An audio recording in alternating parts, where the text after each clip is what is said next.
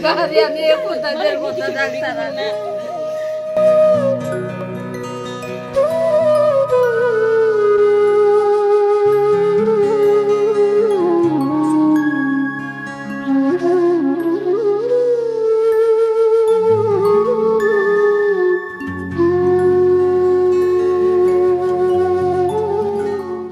गारिनि जाब्रबथायजों जिउ खहा जानाय बिजय बसुमतारीनि गोथै सह'खौ गावनि जोनोम गामियाव दिनै जोबथा बिदाय होबाय।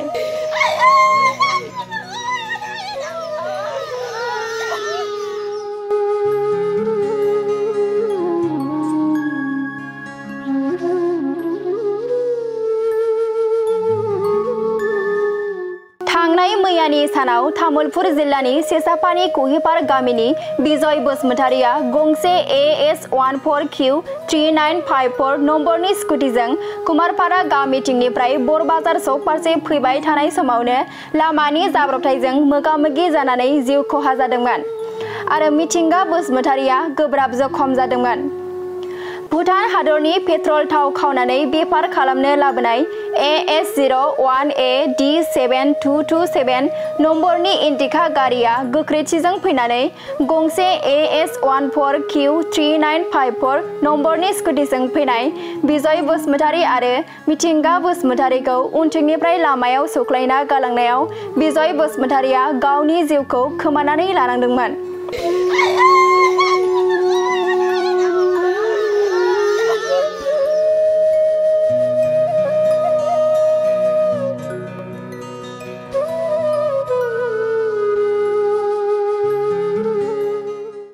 आरो बिथां बिजय बसुमतारीनि गोथै सह'खौ पस्टमर्टेम खालामनायनि गेजेरजों दिनै बिजय बसुमतारीनि गोथै सह'खौ गामिनि रायजो राजाफोरा जोबथा बिदाय होबाय।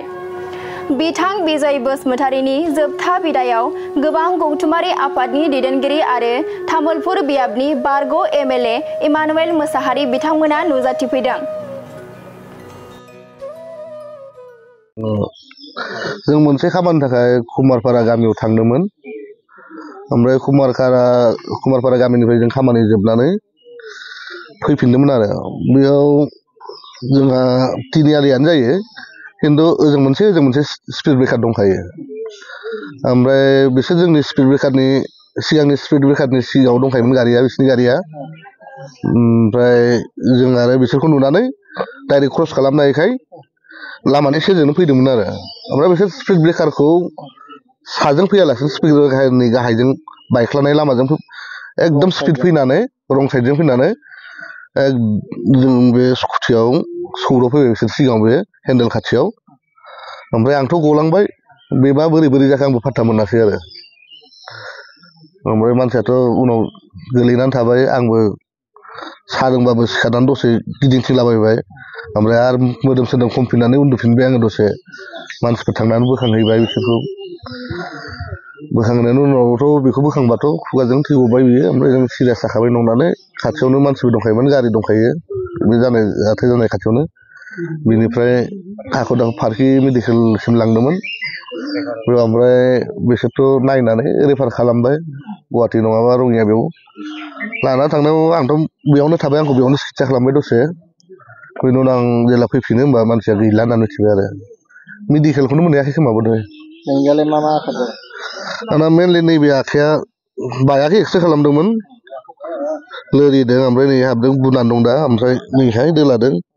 आं हाग्राथिं गलांदों थारमाने मानसिया लामानि बाहेरायाव गलांदों आङो, बेनो आरो।